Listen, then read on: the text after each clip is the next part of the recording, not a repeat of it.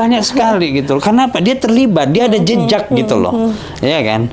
Kalau pemimpin sekarang kayak Pak Jokowi, coba Anda bisa nggak Anda telisik jejaknya dia? Kawan siapa dulu, ini siapa? Nggak ada, kan susah kan? Kalau Anies nggak, kawan SMP-nya pun masih bisa kita lacak gitu loh.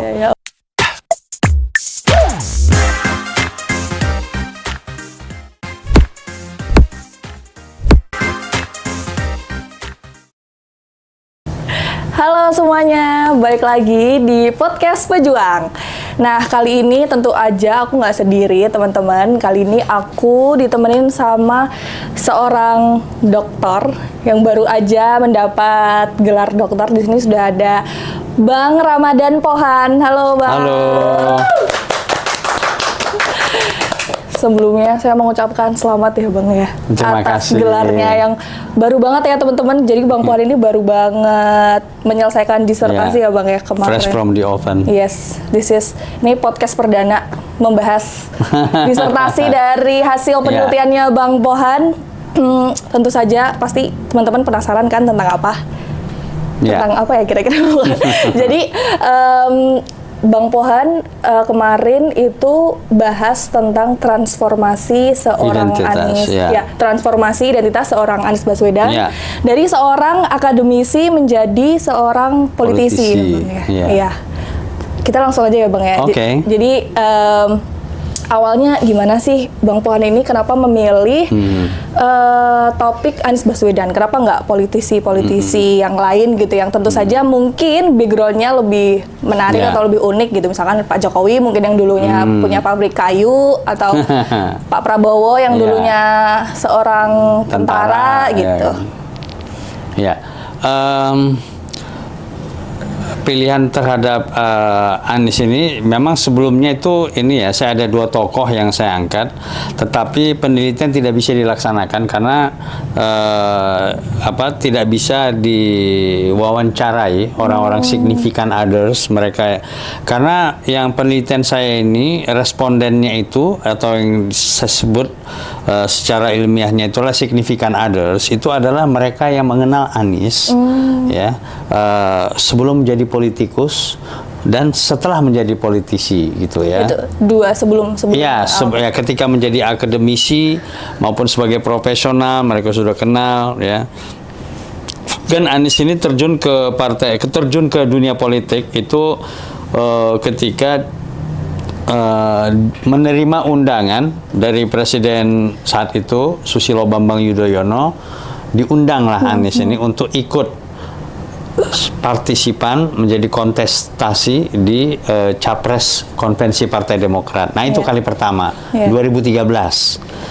Nah, kemudian dari situ dia kalah walaupun konvensi tidak mengantarkan siapapun yang pemenangnya untuk menjadi capres. Nah, itu proses pembahasan yang lain lagi ya.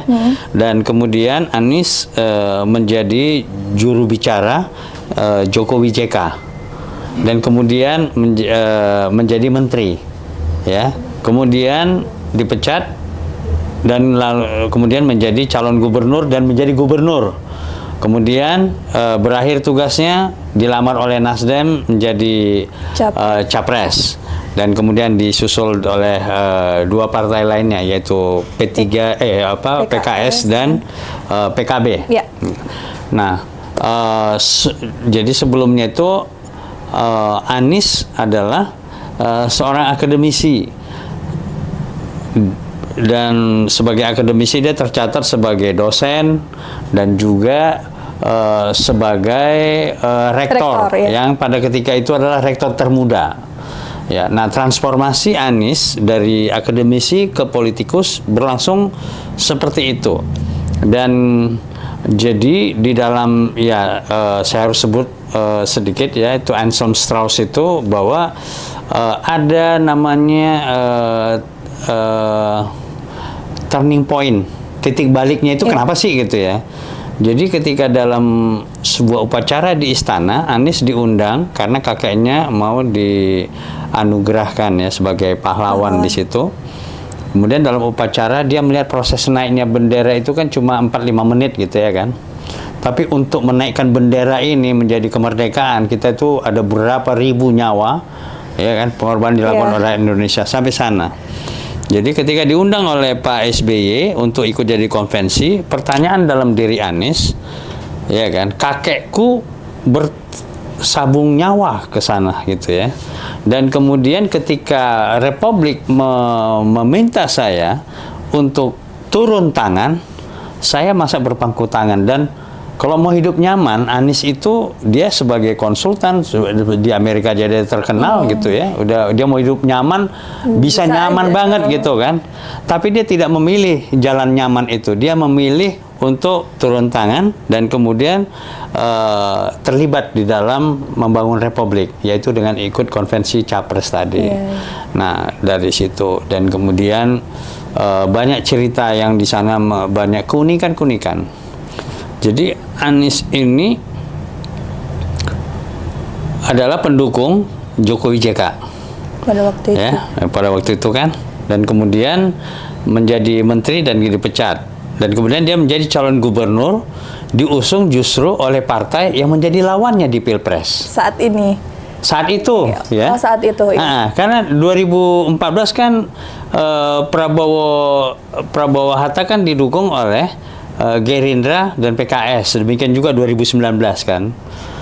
Nah, tetapi kemudian dalam Pilgub justru Anies didukung oleh Partai Gerindra dan PKS, dan terutama Gerindra. Karena apa? Waktu dalam kampanye kan dihantam terus ini. Anies ngantem Prabowo kan, karena dia juru bicaranya Jokowi JK gitu lah. Ya kan, jadi terjadi keunikan di situ gitu. Nah, kemudian selama 5 tahun menjadi gubernur, Anies digempur habis-habisan oleh Nasdem. Habis-habisan sebagai gubernur. Tetapi justru adalah Nasdem yang mengusung Anies kali pertama menjadi capres gitu. Nah, ini semua jadi Anies membutuhkan dia konfirmasi tentang dirinya itu melalui pihak lain. Ya kan, ketika dia ditawarin untuk menjadi calon gubernur oleh Gerindra dan PKS, itu kan mengkonfirmasi bahwa he is capable of, ya gitu ya kan, bukan dia rusak. Dan kemudian ketika Nasdem menawari dia menjadi calon presiden, itu kan memperlihatkan, mengkonfirmasi kemampuan, kapasitas, kompetensi dari Anies Baswedan. Justru adalah melalui orang yang menghantam, pihak yang menghantam dia dulu. Itu artinya kan makin keras. Kalau misalnya pendukung, yang mendukung biasa. Ini enggak, yang anti malah mendukung, nah itu berarti kan luar biasa. Berarti ada sesuatu. Dan kemudian yang menarik lagi bahwa Anies ini terjun ke dunia politik ya, tanpa masuk partai politik. Ya, kalau Mbak Farika lihat, misalnya Nurholis Majid masuk partai politik, ilmuwan ya. Kiai ada, Jainuddin MZ. Tentara ada Susilo Bambang Yudhoyono, ada Luhut Panjaitan dan sebagainya. Pengusaha ada, namanya Aritanu dan sebagainya. Artis Dia Pitaloka masuk politik dan sebagainya. Tapi mereka semua ini masuk, terjun ke politik sekaligus partai politik. Nah, Anies coba tuh, prosesnya udah lama sekali ya, 2013 dengan sekarang udah 11 tahun. 11 tahun ya. Lebih ya, tetapi dia masih tetap pure kader non partai. Dia adalah non partai dan dia bukan petugas partai apapun. Ya kan, dia benar-benar petugas rakyatnya lah, kira-kira begitu ya. Nah, ini yang menarik, karena kalau kemudian itu yang pertama ya. Yang menarik lagi dari disertasi saya ini adalah Anies bertransformasi dari akademisi ke politisi. Itu transformasinya dalam penilaian saya, kalau pakai teorinya Anselm Strauss, itu dia transformasi yang berlangsung gradual. Gradual itu maksudnya apa? Gradual artinya tidak radikal gitu ya, tidak. Kalau misalnya gini, kalau perubahan yang radikal itu seperti apa sih? Nah, itu orang seperti pindah agama, iya kan? Karena apa? Tata caranya agamanya udah berubah, dan kemudian nama Tuhannya pun berubah, pakaiannya pun udah berubah. Itu yang transformasi kan, perpindahan kan, dan itu radikal, ya. Nah, kalau misalnya Anies ini dia gradual dia gitu ya, dan tidak radikal di situ. Nah, kalau misal Anies kan kalau dalam teorinya orang berpindah karena di sini tidak nyaman, di sini nyaman, ya. Kemudian pindah. Nah, pindah. Biasanya gitu. Nah, biasanya begitu. Nah, kalau Anies tidak, dia berpindah bukan untuk mencari kenyamanan. Lalu untuk apa, Bang? Menjawab tantangan, undangan dari orang untuk turun tangan, terlibat dalam pembangunan kemasyarakatan. Nah, jadi kalau misalnya artis, banyak kan artis yang udah nggak laku, dia pindah menjadi politikus, jadi kan dapat lagi kan, tiap tahun miliaran dia udah bisa kantongin kan, begitu kan. Yang dunia artis sudah nggak bisa lagi menyediakan peluang ataupun kenikmatan pendapatan seperti itu gitu. Nah, kalau Anies kan tidak. Anies, nah kalau mereka suruhlah misalnya si Oneng atau Rahel Mariam balik lagi ke artis, mau nggak mereka? Nggak akan mau, karena di politik udah dapat kenyamanannya. Kalau Anies, sekalipun apa yang terjadi pada dia, kalah, menang dan sebagainya, dia masih bisa kembali ke akademisi, ngajar, jadi dosen. Tidak ada masalah di situ. Nah, ini yang membuat menambah keunikan dari Anies Baswedan ini. Ya, dan seperti kenikmatan di sana nggak ada kenikmatan, dan kemudian transformasinya lagi dalam bidang gaya komunikasi. Dalam gaya komunikasinya Anies, ya, waktu sebagai akademisi itu transformasi dia menjadi politisi ketika ikut konvensi Capres Partai Demokrat, dia masih bicaranya dengan gaya akademisi, ya, berpanjang dan kemudian. Kali itu kan kali pertama ya, Bang, itu dia. Nah, ya kali pertama. Nah, makanya dalam penelitian ini saya mewawancara, ini kan purposive sampling ya. Jadi memang narasumbernya itu disyaratkan, diwajibkan paham tentang Anies. Gitu loh. Nah, itu ada terkumpul 20. Itu ada 20 pilihan. Ada 20 orang yang itu yang seperti itu, dari macam yang tahu Anies lah ya, dari zaman turun tangan, dari zaman Indonesia Mengajar, konvensi, atau, gerakan Indonesia Mengajar dan sebagainya itu di situ. Dan ya alhamdulillah ya, kalau karena saya terakhir ya, saya itu waktu ketua sidang promosi doktor mengatakan bahwa gelar saya bukan doktor, tapi PhD katanya. Saya pikir itu kan langsung bahasa teknis. Rupanya PhD pas hampir DO. Jadi sidang hari Senin, hari Rabu depan, 2 hari kemudian Rabu ya, itu saya udah berakhir masa studi saya. Untung udah nggak sidang. Ada Anies ini, ya alhamdulillah lah ya. Nah, yang menarik lagi yang ditanyakan juga waktu yudisium itu tentang juga tadi kenapa Anies dan sebagainya, dan bagaimana membedakan anda ini seorang peneliti dengan anda seorang loyalis dan lovers, katanya gitu kan. Ya saya bilang bahwa berat memang bagi saya untuk melakukan penelitian ini karena kedekatan dengan narasumber. Tetapi karena saya sebagai seorang peneliti, maka saya menggunakan ada teknik namanya triangulasi. Jadi untuk mengatakan Anda A, saya akan wawancara kepada lingkungan sekitar. Bagaimana sih Mbak Parika ini? Nanti dia ngomong, tung semuanya ngomong kan. Nah, jadi kalimat dari sana itu saya sarikan, itu bukan kalimatnya Ramadan Pohan sebagai peneliti, tetapi adalah kalimat dari narasumber saya. Nah, jadi ya seperti itu.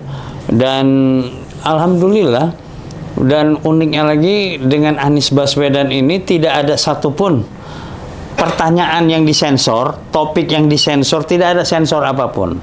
Bahkan saya dibukakan akses seluas-luasnya. Saya bisa wawancara kepada ibunya, yaitu Profesor Alia, kepada istrinya Mbak Ferry. Saya juga wawancara kepada adiknya Mas Dila. Saya wawancara juga kepada pamannya Pak Samari, dan juga kepada mereka yang tahu banget Anies, ya, mengikuti perjalanan Anies dari masa waktu akademisi maupun jadi politisi. Ada banyak di situ. Ada misalnya ada Kresna Aditya, dan kemudian ada Kozin Amarullah, dan kemudian juga ada Mas Heri ya di situ. Oh, banyak sekali. Dan kalau di total kira-kira berapa, Bang? Ada 20 orang. Itu 20 orang tadi ya. Nah, dan termasuk juga ada pengamat juga yang bersama Anies dalam eranya, yaitu E.F. Saipullah Patah. Nah, itu juga Dan alhamdulillah hasilnya yudisium sangat memuaskan. Alhamdulillah. Itu kalau boleh tahu penelitiannya berapa lama, Bang? Penelitiannya itu 2 tahun lah. Wow. Dan di situ kan juga harus ada yang menarik juga Mbak Parika. Jadi di Unpad itu Iya. sebelum maju ke sidang tertutup, dia harus terbit dulu nih di jurnal internasional yang terindeks Scopus, bukan hanya internasional tapi terindeks Scopus. Ya kan, wah itu berat sekali. Saya dapat Q2 alhamdulillah. Yang terbaik di dunia itu namanya Q1, saya dapat Q2. Ada yang Q3, ya itu kerja Tuhan. Makanya saya bilang ini kerja Tuhan semua ini melalui syariahnya, melalui kawan-kawan. Ada namanya Anies Baswedan, ada namanya Dekan Unpad yang begitu ketika saya mengalami kendala penelitian gitu ya, tawarannya kemudian saya harus ganti topik kalau begitu. Oh, kalau untuk topiknya gimana? Oke, monggo diganti topiknya. Ya udah, saya pakai Anies Baswedan boleh nggak? Wah, itu manusia super sibuk, malah lebih sulit lagi. Iya. Tapi bisa. kemudian bisa. Iya. Dan Anies berbicara dengan pihak Dekan. Anies mengatakan begini, Pak Dekan, yang saya tahu mereka yang membantu orang-orang yang kesulitan dalam disertasi itu biasanya orang-orang baik gitu. Jadi udah dipagar dulu sama Anies, jago dia lobbynya. Ngelobi ya kan, dan akhirnya ya saya diterima dan ya syukurlah di situ karena itu tadi saya bilang. Jadi saya tahu diterimanya Scopus itu akhir Desember ya atau apa gitu ya. Nah, kalau nggak ada Scopus ya DO saya. Tapi alhamdulillah lah semuanya berjalan dengan bagus dan juga waktu garap Anies ini ya semua berjalan smooth. Lancar Sedikit pun nggak ada kendala apapun, nggak ada, semuanya di situ. Tidak ada sensor, tidak ada ini, tidak ada itu, dan kemudian juga dari Ibu Profesor Alia saya tahu bagaimana Anies itu sudah dididik melalui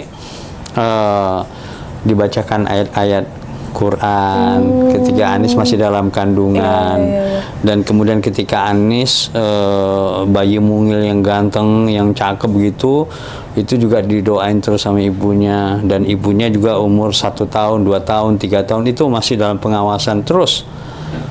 Sampai ketika Anies juga itu pulang dari Amerika mengikuti AFS gitu, itu juga kan ada sempat culture shock Anies gitu loh. Itu karena SMA ya Pak Anies? Iya, waktu ke sana. Makanya SMA-nya jadi telat setahun tamatnya kan.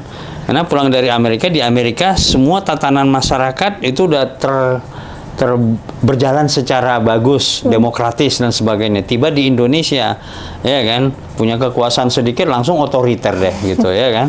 Apalagi kekuasaan banyak, otoriter banget gitu ya. Takut banget. Gitu.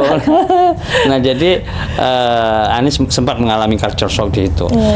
Dan pada saat itu Ibu Alia itu mengurangi kegiatannya di banyak tempat demi perhatian khusus kepada Anies tadi itu. Dan lama wawancara itu hampir 2 jam gitu dengan Profesor Alia, dengan istrinya juga. Jadi semua itu kita kumpulkan gitu loh. Dan biasanya masuk di dalam Scopus itu tadi dengan Q2 tadi itu ya. Itu tuh perbandingan antar pemimpin banyak. Ini enggak, studi saya cuma 1 orang gitu loh. Sampai ada yang mengatakan, wah ini nggak bisa masuk, ini gini-gini, wah segala macam. Tapi Tuhan bekerja. Masuk juga, walaupun objek penelitian cuma Anies Baswedan gitu loh. Ya kan? Nah, jadi disitulah energi positif yang dimiliki oleh Anies itu terserap juga oleh saya jadinya gitu. Dan alhamdulillah banyak kesulitan-kesulitan di mana dulu saya hampir saya dulu politisi kan. Politisi yang berada di pusaran kekuasaan selama 10 tahun.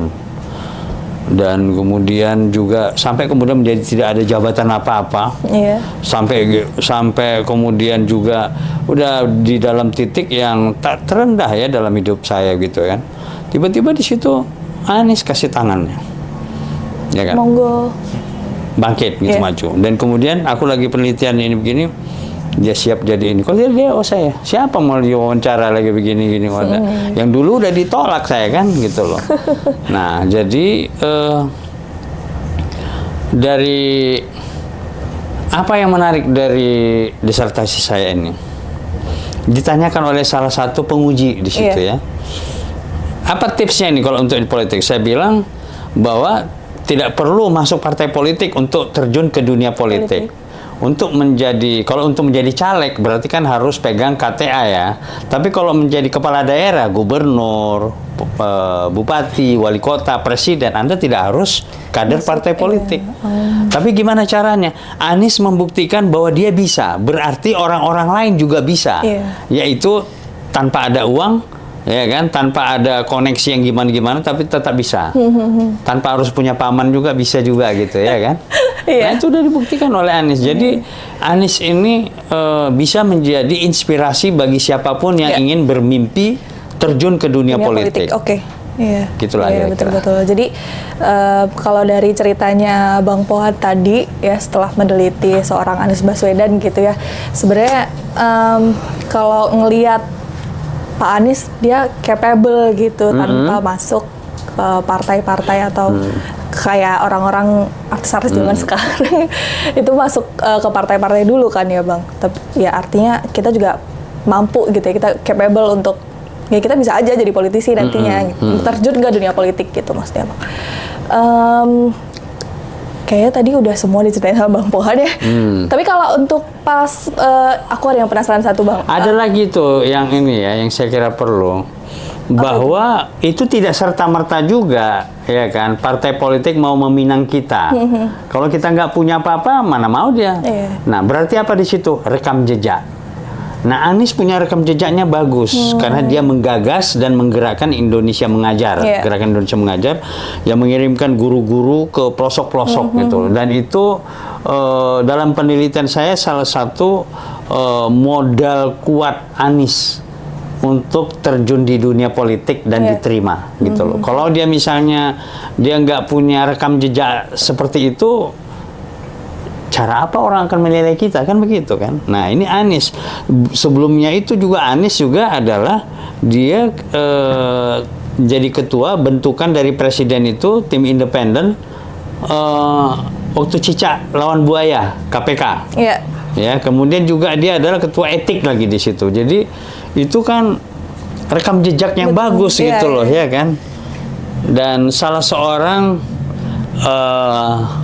yang terlibat di dalam pembentukan tim yang kasus Cicak dan Buaya lawan Buaya itu adalah Dr. Amir Samsudin yang saat itu Menteri Kumhamnya Pak SBY. Dan itu bersama sama Anies itu di situ. Anies masih muda sekali coba. Nah, dan rekam jejaknya kan jadi bertambah, modal sosial dan budaya dia menjadi kuat.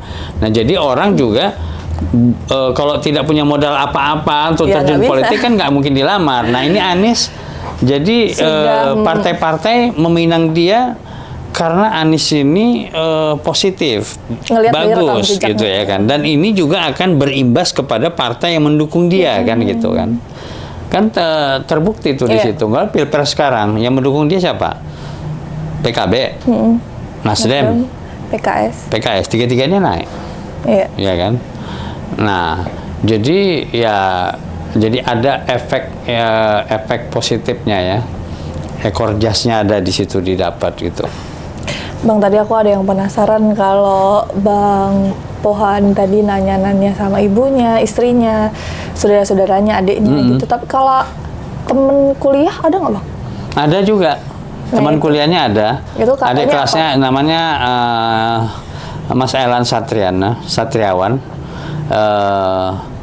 Itu juga saya tanya, itu bahkan ada yang unik nggak Bang ketika dia ada yang unik nggak dari situ Bang?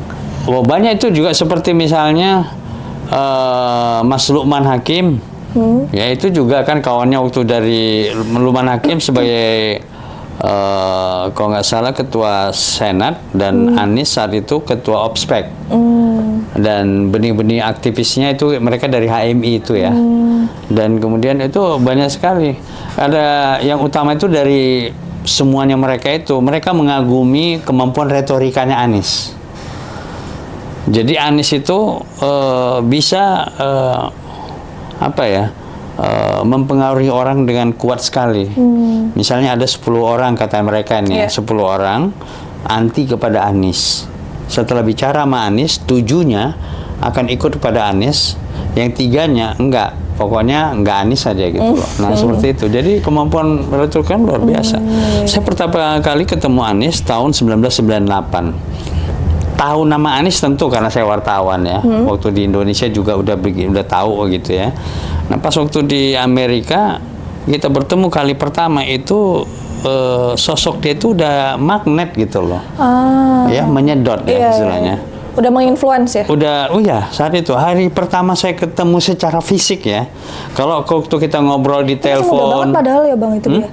Pak Aniesnya padahal pada waktu itu masih muda banget. Ya muda banget ya. Dan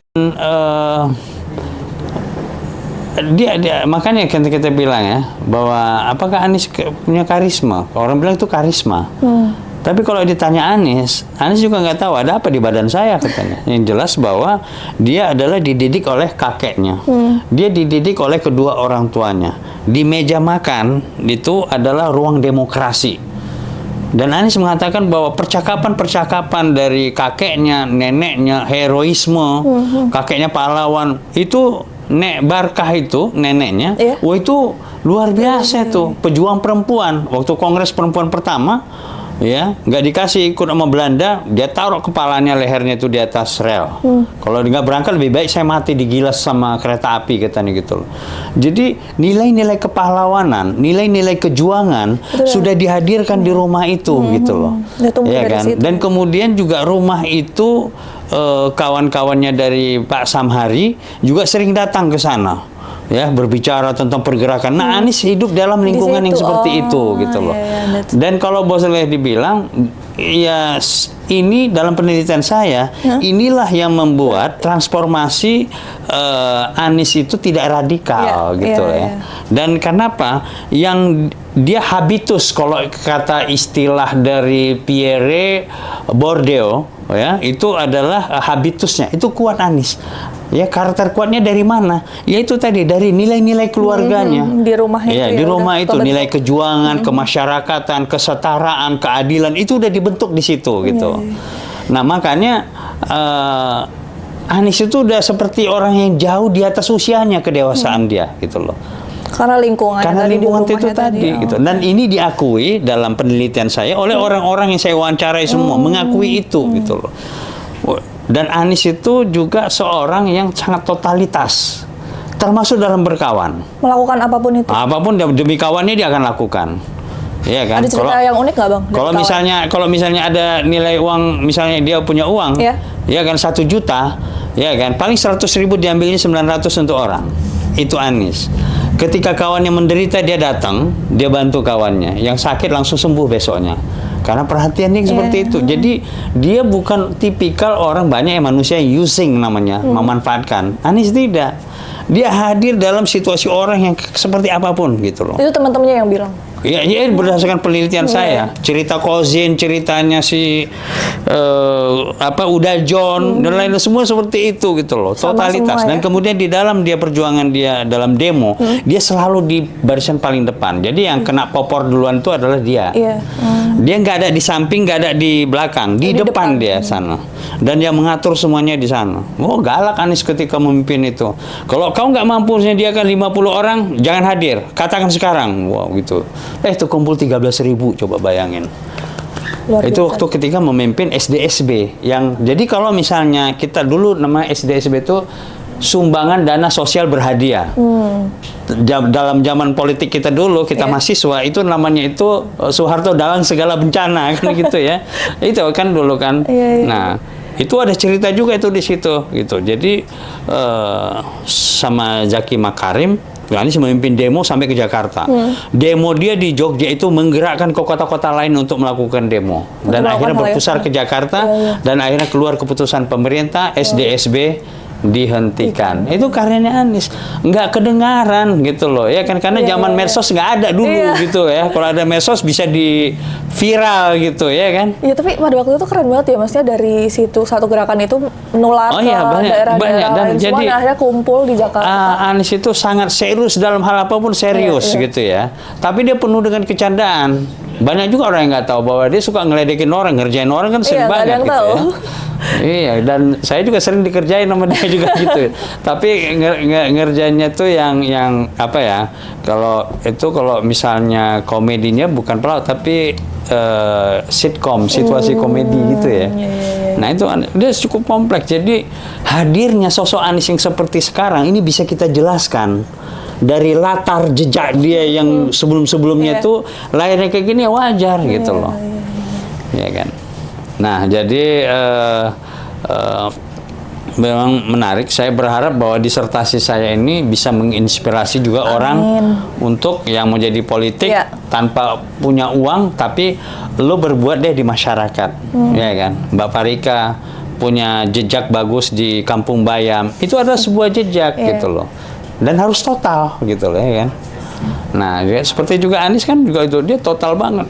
Bikin dia lagi studinya itu kan BPPC, ya kan. Dulu Masya Allah, kalau kita lihat ya, Bang Pohan sampai Masya Allah, kenapa? Iya, enggak, karena coba bayangkan, di zaman saya itu nggak terpikirkan gitu loh.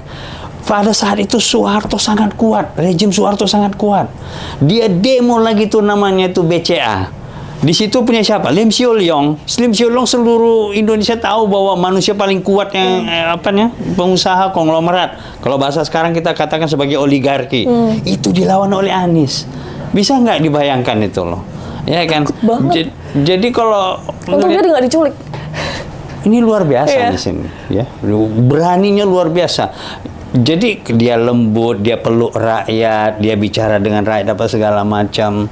Itu ketika dia menyayangi rakyatnya. Tapi ketika dia berhadapan dengan ketidakadilan, berhadapan dengan apa kekuatan-kekuatan yang jahat terhadap rakyat, dia berani. Ada salah satu yang udah ditunjukkannya waktu reklamasi dan waktu menutup Alexis. Itu dua hal itu ya. Banyak contoh-contoh lain. Jadi saya karena wawancara banyak banget orang, jadi saya ngerti gitu konstruksi Anies bisa menjadi seperti sekarang ini gitu loh.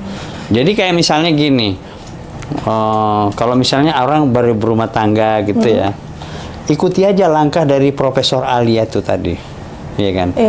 Doa selalu kepada ketika di kandungan dan makanan ini nutrisinya diperhatikan, hal-hal yang tidak bagus untuk mungkin kita enak, si ibu enak, tapi kalau tidak cocok untuk bayi tidak dilakukannya seperti itu. Dan kemudian juga ada satu cerita juga menarik dari Profesor Alia. Jadi Anies ini ditinggal, ya kan, di rumah sendiri. Datang tamu, dosen, diterima oleh Anies, disambut, dilayani sama Anies, diajak bicara sama Anies. Padahal dia tuh saat itu kelas 6 SD. Bayangkan kelas 6 SD dia gitu ya. Dan kemudian besoknya di kampus, berapa waktu kemudian, Profesor El disampaikan sama dosen ini tadi. Ditanya, Prof, gimana ya Bu ya caranya bisa mendidik anak kok bisa seperti itu? Oh, apa, saya nggak ada mendidik apa-apa, nggak ada apa-apa. Nah, terlihat di situ. Jadi kebiasaan dari Bu Alia dan keluarga Anies ini, kalau ada tamu dewasa datang, tamu pergerakan, tamu dosen, tamu entah siapa apa segala macam, itu kan kalau orang zaman dulu itu kan anak-anak disuruh masuk ke dalam gitu. Ini Anies enggak, Anies tidak, tetap ada di situ dan menonton. Saya cek lagi kepada Anies, kau tahu topik-topik yang lalu itu?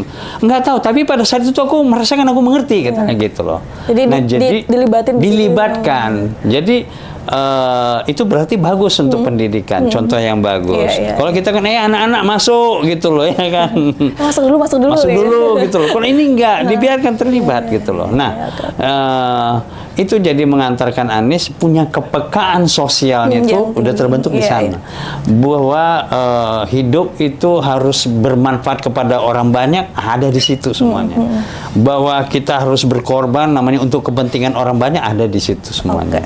Jadi itu yang di dalam disertasi saya, walaupun itu saya hanya menjawab 3 pertanyaan penelitian. 1, bagaimana transformasi identitas Anies Baswedan.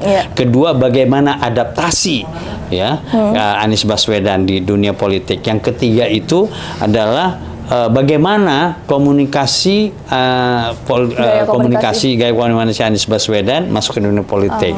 Tapi dari 3 pertanyaan itu yang udah terjawab, saya menemukan banyak cerita-cerita yang luar biasa di sana. Menginspirasi juga ya. Sangat menginspirasi juga. Oke. Nah, kita udah terbatas oleh waktu nih Bang, padahal seru banget ceritanya. Bahkan Profesor Alia tadi bisa banget kita belajar parenting ya Bang ya. Iya, parenting. Banyak banget sebenarnya. Nanti mungkin kalau teman-teman mau baca itu bisa nggak ya Bang? Apa? Baca disertasi. Oh, sangat bisa. Oke. Bisa banget. Nanti langsung komen aja teman-teman. Siapa yang tertarik untuk membaca? Nanti podcast Pejuang saya kasih nanti 1 kopi disertasinya. Siap Bang. Terima kasih banyak. Punten banget Bang, ini udah selesai, udah 30 menit ternyata kita ngobrol asik sampai nggak berasa gitu. Kalau kita bahas tentang Mbak Anies ini Mbak, memang nggak cukup untuk sejam 2 jam, 1 hari pun nggak cukup, 2 hari terlalu banyak karena banyak sekali gitu. Kenapa? Dia terlibat, dia ada jejak gitu loh, ya kan? Kalau pemimpin sekarang kayak Pak Jokowi, coba Anda bisa nggak Anda telisi jejaknya dia? Kawannya siapa dulu, ini siapa? Nggak ada, kan susah kan? Kalau Anies nggak, kawan SMP-nya pun masih bisa kita lacak gitu loh. Jadi dia punya jejak, itu dia tadi buat cerita tentang Anies ini seperti hikayat 1001 malam, ada aja yang bisa kita bahas, inspirasi di sana. Nggak habis-habis ya Bang ya. Nggak habis-habis. Mungkin nanti kita bisa bahas cerita yang lainnya ya Bang, lebih unik lagi. Mungkin nanti kita bisa segmentasi pasti. Siap, insya Allah, anytime. Oke, siap. Jadi teman-teman itu aja. Jadi itulah hasil dari penelitian dari Bang Pohan ya tentang transformasi seorang Anies Baswedan dari seorang akademisi menjadi seorang politisi. Jadi sampai jumpa lagi di podcast Pejuang. Bye. Pejuang bukan hadapi.